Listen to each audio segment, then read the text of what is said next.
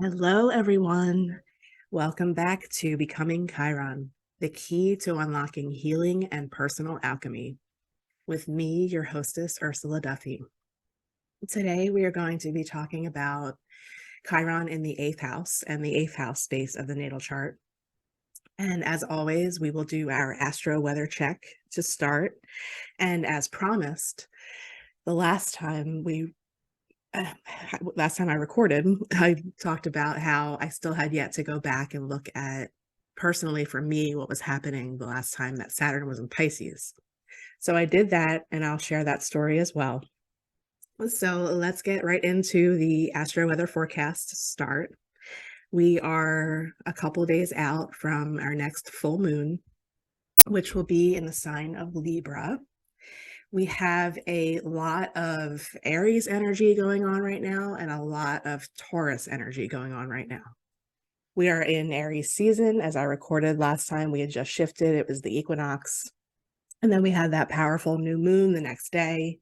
And we had all the everything that happened in March with Saturn changing signs and Pluto dipping its toe in Aquarius, where it's still just kind of sitting at 0 degrees.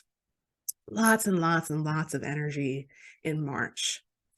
And the dust is settling a little bit. We're starting to get acclimated. And now we have this full moon coming up, which will be at 12:34 a.m. here on the East Coast on Thursday, so the 6th. At points west, it will be actually on the 5th. But here in Atlantic City, it will definitely be at 12:34 a.m. And right now I'm recording this, it's 10:05 a.m. on 4/4, so Tuesday. So with this full moon, like I said, we have a lot of energy in Aries, a lot of energy in Taurus. We have Chiron, Sun, Jupiter, all still in the sign of Aries, kind of clustered together. So I said Chiron and Jupiter, Chiron and Jupiter together was that big maverick energy. And now the sun's kind of commingling. So we get identity coming into play, our light. How are you feeling during this Aries season so far? Has anything come up in your healing journey around your identity and or with your father in particular? When we see Chiron Sun, it usually involves some kind of healing around dad. And then with the Taurus energy that we have, Mercury, I'm looking at the chart for the full moon. So at the time of the full moon, Mercury will have shifted into Taurus. We have the North Node still in Taurus, Uranus still in Taurus, has been since May of 2018. And Venus is also in Taurus. So we have Aries themes, shining your light, individuality, individuation, life force, that primal energy that I talked about last time. And then Taurus relates to the material world. I always love talking about the higher vibration of Taurus energy, and that is our senses and our sensual experience. So with Mercury shifting in, we're kind of starting to get into the retrograde pre-shadow period, which is just Mercury going forward, quote unquote, over the same degrees that it will be retrograde. The retrograde will start later this month, and we'll touch more on that next time in a couple of weeks before that eclipse that's coming as well, and the new moon and all the things happening towards the end of the month. So we might start getting a preview as far as what the Mercury retrograde is going to be about for us. And Taurus is one of the signs that Venus rules. So Venus is happy in the sign of Taurus. So if your experience lately over the last week or so, or a couple of weeks, has just been more about just pleasure and grounding, and if anything's come up with material things like money, possessions, that kind of thing, relationships, Venus relates to relationships, but ultimately our connection to everything that we love and value. So Venus being in a home sign for her, especially dazzling in the evening sky. If you hadn't had a chance to see that, it's beautiful. I love, love, love. I've said this before and I'll say it again. Venus in the evening sky, especially at this point where it's just getting higher and higher and higher after sunset. It's just beautiful.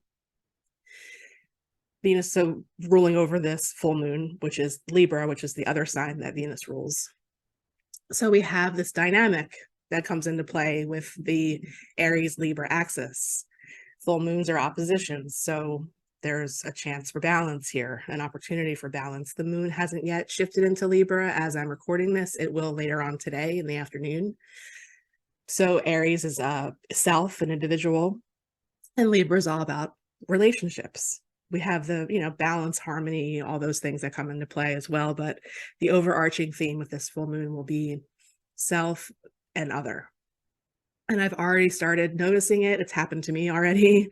People are starting to get exes come back in. What's that all about? What's that teaching us? In my dream last night, I was responding to a text that my ex had sent me, who I haven't heard from in years. A friend just had an ex-boyfriend come into town. So there's all kinds of things already starting to brew around the energy of this full moon.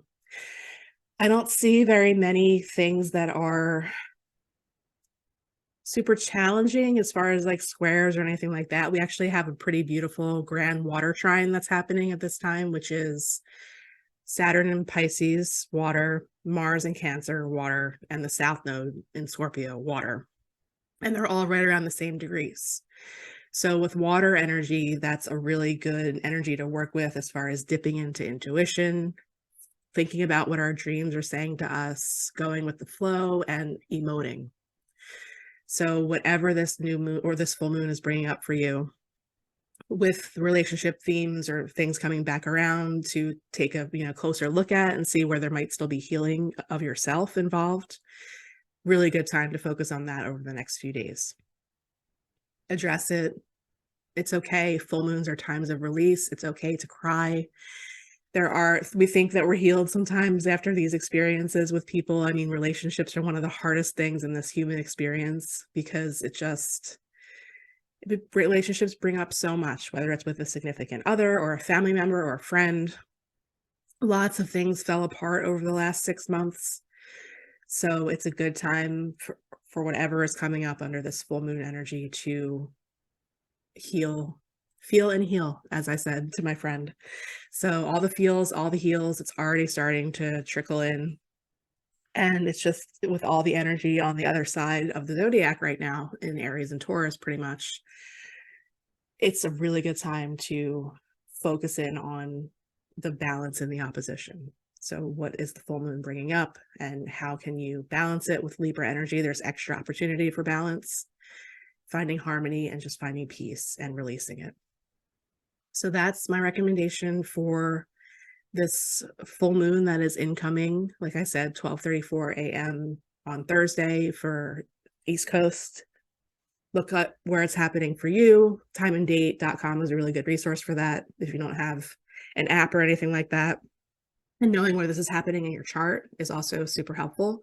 So whatever house and space of your chart that Libra occupies, really good space to kind of look at the themes that might be coming up for you at this time. So that is our full moon, and we'll get into all the juicy bits with everything that's happening coming at the end of the month. Like I said, with the eclipses are starting to shift now with Mercury retrograde, kind of concurrent. It's going to be, another time to just pause and see what comes up and in and through. The other thing I wanted to mention is this hullabaloo buzz around this planetary alignment. I feel like sometimes these stories get out of hand. So yes, there's a cluster on one side of the zodiac right now. You cannot see all of the planets at the same time, for one. You cannot see Uranus with binoculars, at least not here in New Jersey. I don't know where that came from as far as what media outlet or social media outlet. I'm not sure, but let's do a little debunking here and factual information. At sunset, if you look up, you can see Venus, hard to miss, brightest thing in the sky. Mercury's starting to become visible. Mercury is really hard to see anyway. Mercury is very sleuthy, as we know. Mercury is the trickster. I've only seen Mercury one time ever, and it was just like a really good opportunity, really dark. Mercury's very dim. Mercury's very small. So Mercury is technically yes, there at sunset, not really visible at this time. Jupiter is definitely not visible right now. So You can see Venus. Uranus is right there with Venus, but you can't see Uranus. And then if you look up a little bit more, Mars is still visible. And then that's it for the evening sky right now. Before sunrise, Saturn is visible. So you can definitely see Saturn kind of heralding the morning before sunrise right now. Saturn has like a yellowy tinge. So look up in the east before sunrise, you'll see Saturn. We cannot see Pluto with the naked eye. We cannot see Neptune with the naked eye. So just a little truth sprinkled on whatever this hype is about this planetary alignment that's going on. This isn't really super rare. I'm not quite sure what the stories are at the moment, but I just wanted to make sure I addressed that and did a little bit of fact check because there's also April Fools going on, and I'm not quite sure what's happening in the media spheres at the moment. So FYI, go check out Venus because that is the best site that is happening right now. So let's move into, speaking of relationships, my Saturn and Pisces story. So this would have been, I checked the dates roughly, 93-ish, 94, 95, 96. This was the time of my life that I started high school. As I've shared on this podcast before, I have a Virgo moon, and my Venus is also in Virgo as well as my Jupiter. So that means that whenever anything is in Pisces for me, it's an opposition. And it's my 11th and 5th house spaces. So my Virgo clusters in my 5th. Opposite side, I have nothing there natally, but that is my Pisces space. And 93 is when I started at high school. So the 11th house space relates to groups of friends, vision for your future, those kinds of themes, like larger groups of friends. And everything changed when I started high school as far as my groups of friends. I went from a very small grade school in the town of Margate, New Jersey, where I grew up, to Atlantic City High School, which was a very big shift in everything. And at that point in time, I was actually the last class that started in the old building and we transferred to the new building the year that I was a freshman. The old high school was at the base of the Albany Avenue Bridge, where the new Stockton building is now. So very different experience, also starting in that old building and then transferring to the new one, which is way more isolated out on this road called Black Horse Pike in the marshes. They pretty much built it on the marshes. So a lot farther away, a lot harder to get to, brand new building, new to everybody that started there. So interesting timing for all of this. And my Venus is at 2 degrees of Virgo. So as soon as Saturn shifts in every time, it's opposing my Venus, which is, like I said, a connection to everything that we love and value. And then later in Virgo is my moon at 20 and my Jupiter at 25. So as Saturn's moving through Pisces at this time, everything changes for me as far as starting a new school, starting a new grade, starting a new everything, new building.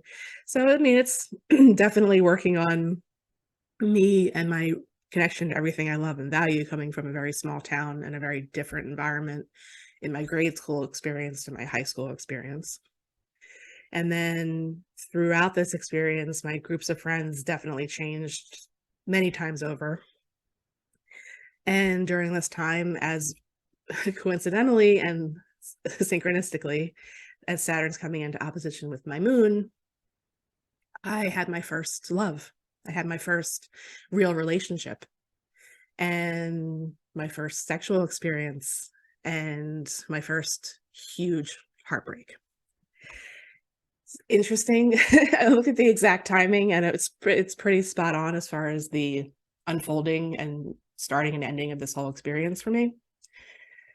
And it was a doozy. I was heartbroken and dumped out of nowhere. I was told that, you know, there was love and all of these things. And then one morning I get a phone call, I don't love you anymore. And I come to find out a couple of days after that happened that there was somebody else. And then I had to walk through the hallways at school during the day and see them making out in the corners. So imagine being 14, 15 and going through this whole experience. And as we've talked about on this podcast, Saturn brings maturity and reality and big, big karmic life lessons. I always say Saturn is like getting called to the principal's office. So definitely a time of me maturing and growing up and learning how to recover from a heartbreak, and, you know, the first one. And my family helped me a lot. My mom helped me a lot. Whenever we have Saturn and Moon come together, a lot of times that brings up things with mom in particular. So that was a very interesting time of very big change, adulting experiences at a very young age, and healing, lots and lots of healing, and lots of challenges to my moon and my emotions and learning how to emote.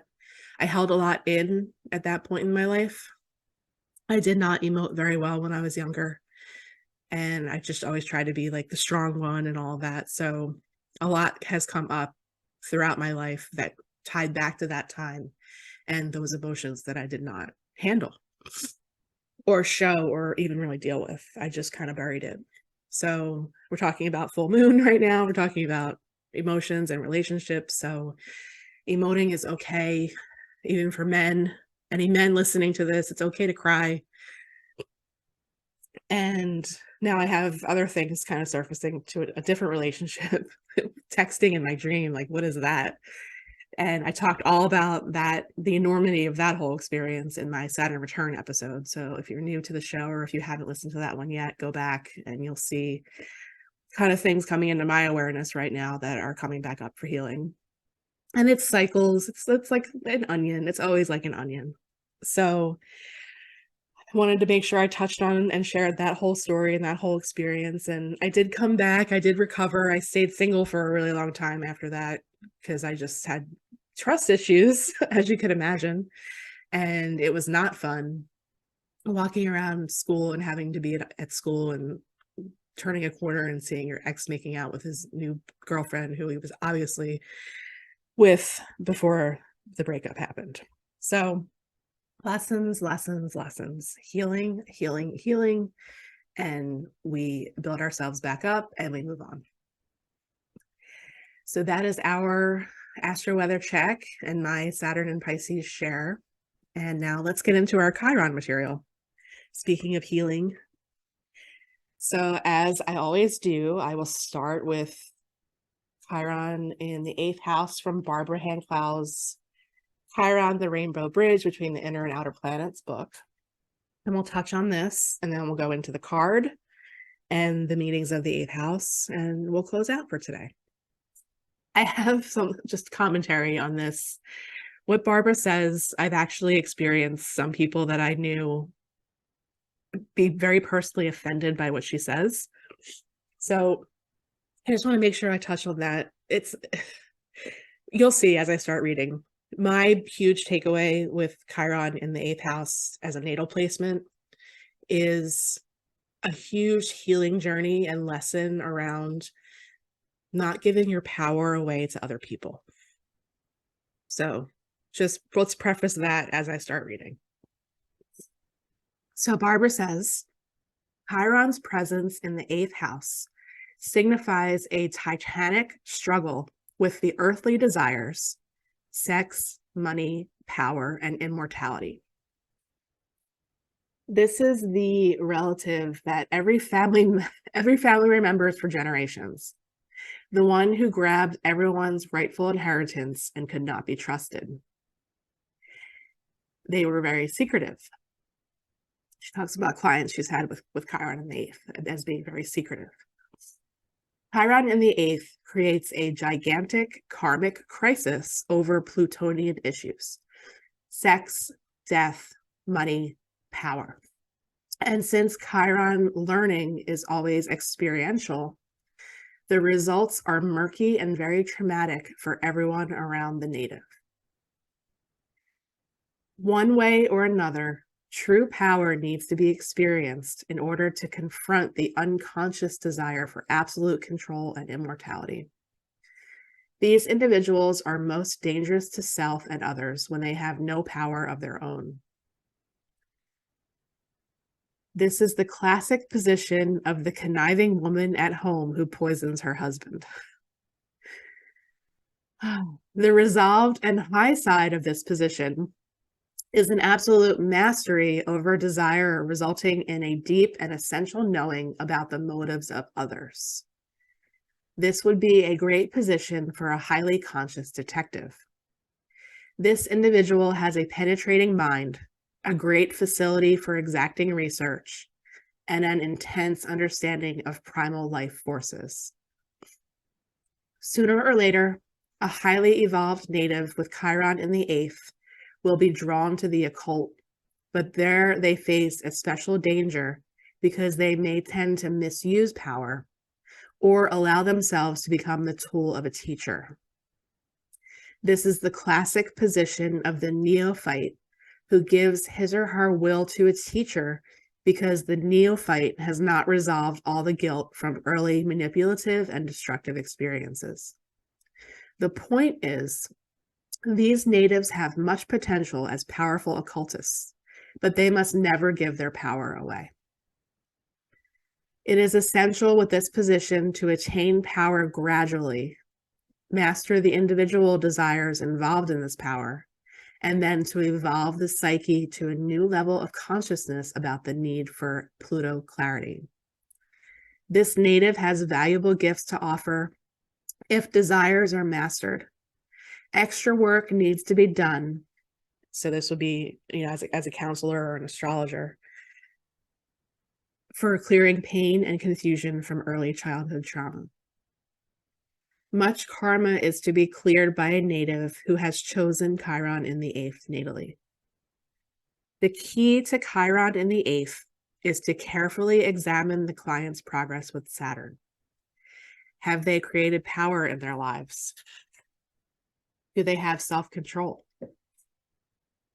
A person who is manipulating everyone else has no self-control because their consciousness is immersed in controlling someone else.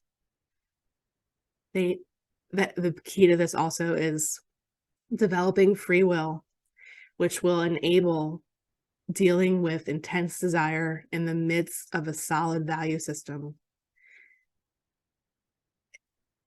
The need is for advice against ever turning over their will to another individual.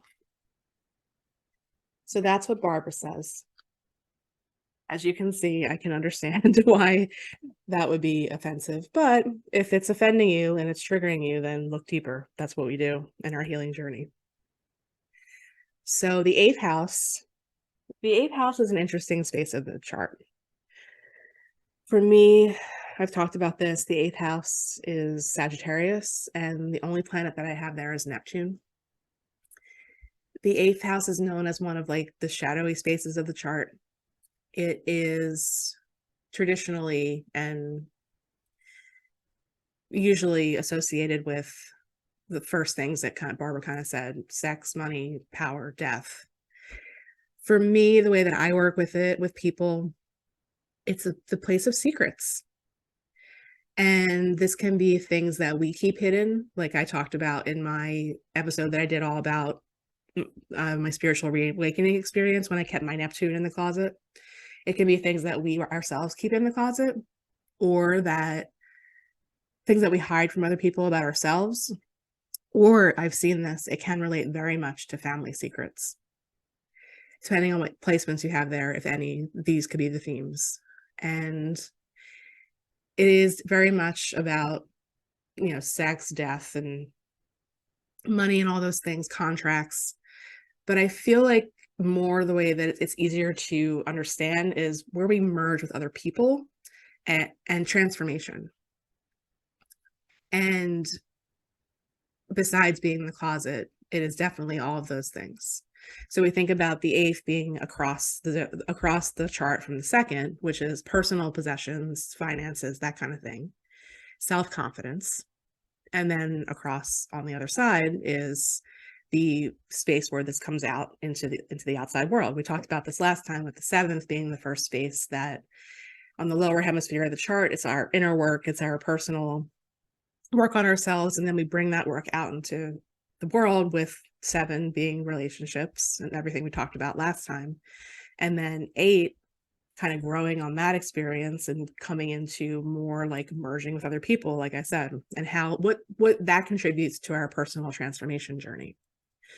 And the theme of this episode has been relationships. So when we enter into a marriage, or we enter into a business contract, or marriage is also a contract technically. So what does that do for our personal development? What does that do for our healing journey? What does that do for our transformation journey? Does that make us into a better person? And how does that happen? And it's kind of the space where we do a lot of our shadow work to an extent too. So these parts of ourselves that we don't want to look at, that get brought up in merging with other. And that's why it's intimacy. This is the space of intimacy as well, which is why sex comes into play here too. And power dynamics, because just pretty much everything I read from Barbara's book comes into play big time in this space of the chart, but on a more subtle vibe, I guess you could say. And this space does typically relate to the quote unquote occult or the taboo. So a lot of things live here, like everything that's been cast away and deemed, bad or evil by society, like what we're doing now, astrology, the tarot, spirituality, mediumship, psychic stuff, all that stuff lives in the 8th house as well. Very interesting space. I love talking about the 8th house. It's one of my favorite spaces to talk about. The 8th, the 12th, like I love all the areas that are the more unseen, unconscious parts. And I love working with people that have a lot of 8th house placements, because I get to really dive into what they're hiding and why. And I see a lot of growth in this space as well, and healing. So you can learn all about my personal experience with this space if you go back to the episodes about my spiritual reawakening, and when I finally was okay with letting my Neptune out of the closet and all the things that went along with that. And then we'll get into the card. So I just always like to reference this for anybody new. With these episodes, Chiron through the houses, I'm reading from Barbara's book, and then I'm also, just to share another perspective besides my own on the spaces of the chart, the houses, I read from the Black Moon Astrology Cards Oracle deck by Susan Shepard. And I'm just pretty much pulling the card and reading the description and guidance from the book. And these descriptions sometimes include like working with this deck as an oracle deck. So it'll touch on other cards kind of coming out at the same time, which I usually skim over.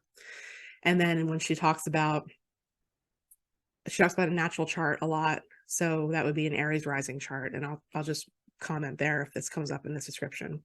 But the 8th house, the card is cool. It has this really cool background that looks like the oh god, I'm losing the word right now. It looks like a nebula. It looks like the Milky Way. And if you've ever seen the Milky Way, you'll know what I'm talking about. And it has a skeleton head on it, which is cool. And then below that skeleton head is a artwork of the Sphinx, which is also pretty cool. Very Egyptian, very mysterious and mystical. The number on the card is 32. And it says 8th house, endings/beginnings. So there's that transformation and life, death, rebirth cycle message. The quote on the card: "From my rotting body, flowers shall grow, and I am in them, and that is eternity." And this is a quote by Edward, I'm going to butcher the name. It's the artist that painted Scream. I know it's not Munch, but that's how it's spelled. This is where it all goes dark and becomes mysterious. In astrology, the 8th house represents the long, dark night before light comes, where a new dawn is on its way, but you need to grapple with the darkness and the unknown a while longer.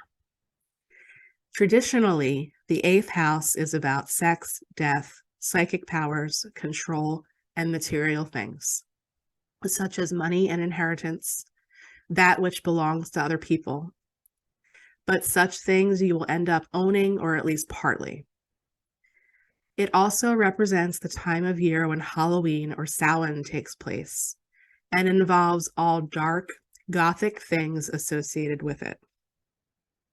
When the 8th house card turns up in a spread, the meaning is clear. You are in a period of great transformation. Your matter in question may seem like a life or death issue. This is not a time of superficialities. You may be evaluating your life's choices, and the need for change is great. Something that has been in your life for a long time crumbles like a tower. It must be built back up, but in a different way. You will not be able to forge ahead without taking care of this matter. A certain change must be completed before you can move ahead.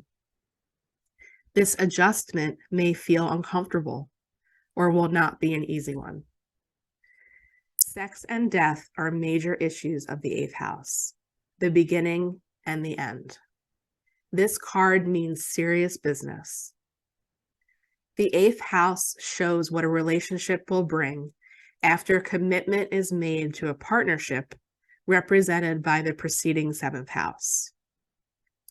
If love is your question, it is a deep and transforming love wrought with passions and sexual jealousies. You may find yourself sexually irresistible or reborn through sex into greater levels of intimacy and passion. An alternate meaning could be that there is a doorway you should not pass through. Having this card present does not mean someone is going to die. This is unlikely, but it does mean that you may end up dealing with things being passed on to you. Inheritance issues, deeds, trusts, insurance policies, goods of the dead, alimony, child support, and even taxes.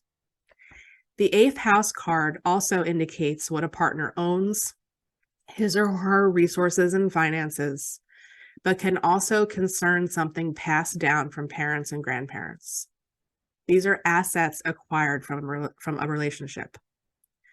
Psychic ability in all of its forms is also one meaning behind this card. It suggests premonitions, visionary dreams, and seeing into the past, present, and future. But even more so, it indicates communications from spirits.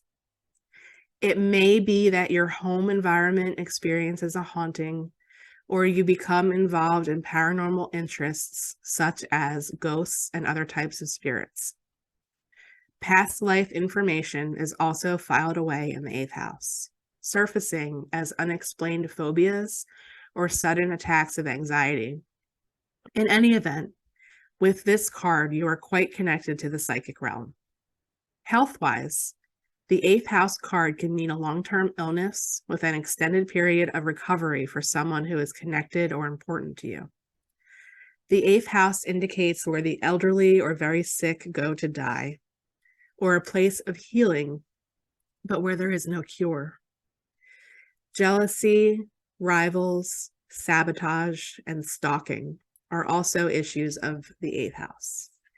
However, there are more positive meanings of this house of sex and death. You may experience penetrating insights, or you may go through a time of renewal, a time where you were given a second chance. Your life is made over and you become a builder. Darkness comes and a tower falls, but there is a better one to replace it. 8th house card in brief: transformation, the afterlife, the beginning or the end, being born again, witchcraft, candle burning rituals, spells, curses, and jinxes, psychic gifts, premonitions, the darker side, power and control, people driven by power, sabotage, issues of trust, who to trust or what to trust, keeping secrets, graves and cemeteries, sewers, nighttime, ancient Egypt, the Celts, seeing rivals or competition where there may be none, guarding your little acre, what a partner owns, being investigated, being either clever or sneaky, sharper focus, spying, oil or gas wells, pollution, blight, serpents, illicit love affairs, never feeling loved enough, feeling strongly tied to someone, sexual joy, orgasm, the Kama Sutra, the genitals, lower colon and anus, fame and money, hauntings, spirit entities, ghosts of relatives who have passed on, failed relationships, being led on to new ones. Corresponding tarot card is the Nine of Swords, and key ideas, passing away, shared resources, legacies, dangers, the occult, ghosts, and debts. So, not exactly the shiny, happy space, but very, very important. And if you have any placements there, very, very important parts of yourself. As I was reading all that, I just thought I just finished watching Wednesday on Netflix, and all of the imagery and everything came into play as I was reading that card. If you haven't seen that yet, really cool show, very well done. The lead actress does an incredible job, and it's directed by Tim Burton, which, if you know Tim Burton or any of his movies, they're all very much scorpionic and very much in the realm of this eighth house space as far as everything, music, direction, set, everything. I love Tim Burton. So very, very fascinating, and not very many. It's kind of the unique experience as far as finding that in the landscape of film and all the things. So if you haven't seen Wednesday, maybe another layer you could add to understanding of the space of the chart. Halloween, definitely. This card was a little bit on the more, I don't know, darker side, I guess you could say, and that's okay. But I also want to make sure we bring in the higher vibration, which wasn't talked about that much, but ultimately we go through these cycles in our lives all the time.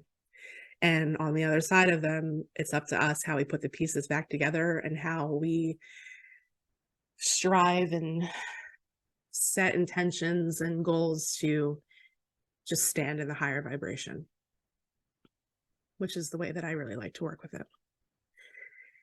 And speaking of the tarot, I'll just go through at the end of this. We're pretty much done with the material for today. I just want to make a few announcements. We have classes going on this week starting. Mandy is teaching Tarot Tuesday and Practice Circle classes starting tonight at 7 p.m., I believe it is. So if you're interested in learning and also being able to practice live with classmates, that starts tonight, and the registration is open right on our homepage, is on our website, seagoddesshealingarts.com, the homepage, and then also our classes page. Mandy does excellent card readings and has been working with the tarot for a very long time, and it's a wonderful teacher.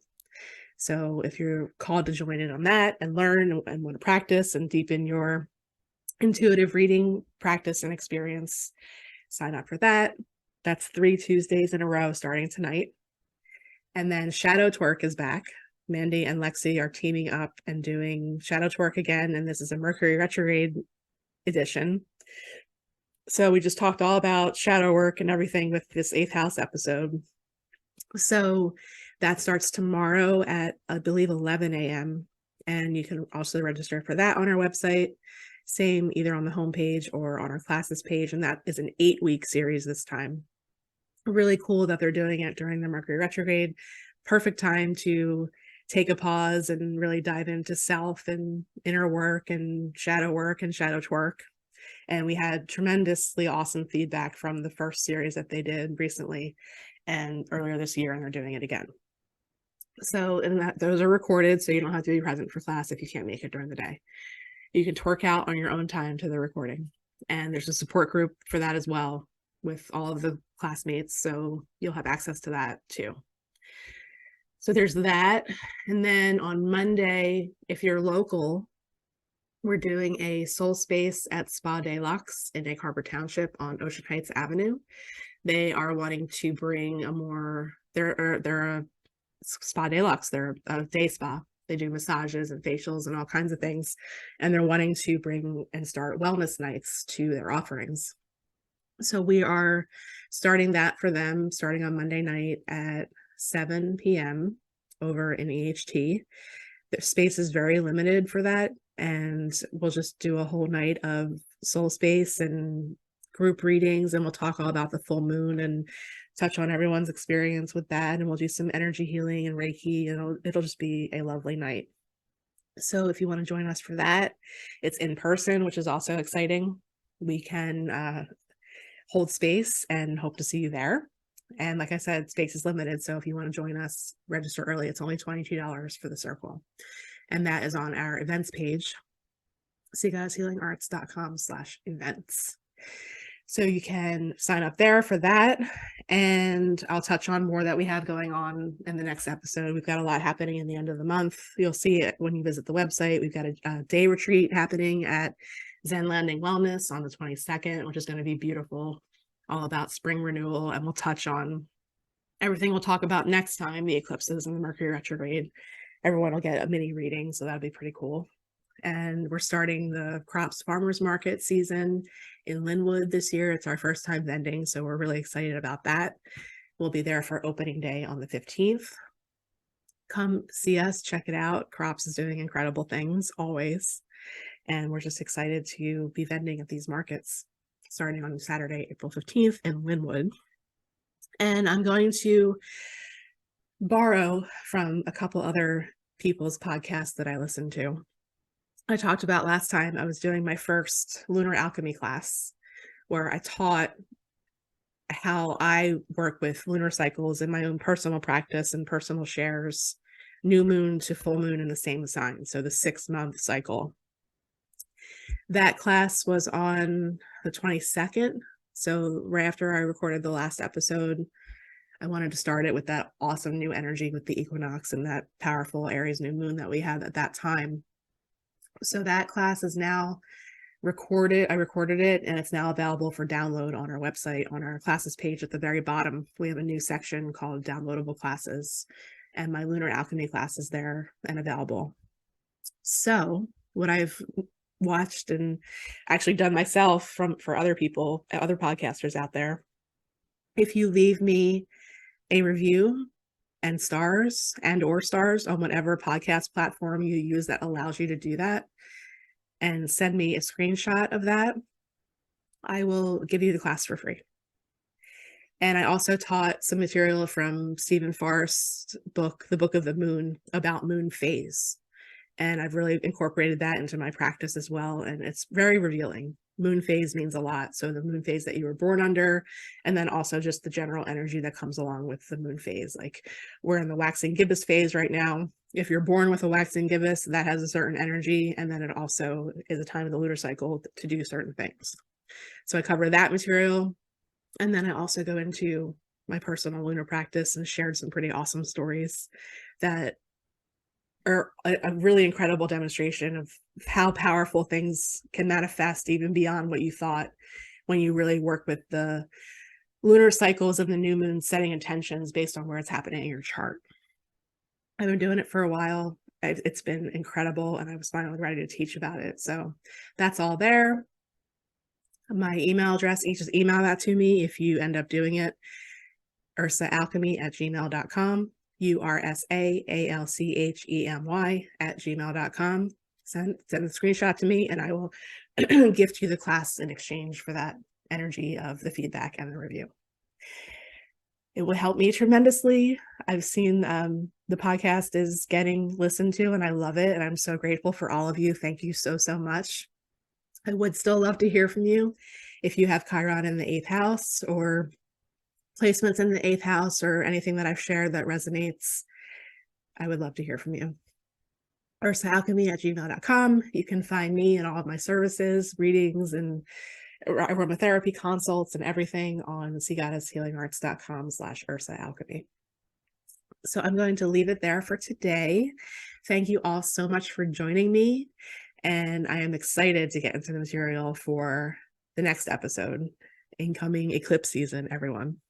And remember, as always, to be a maverick. Bye.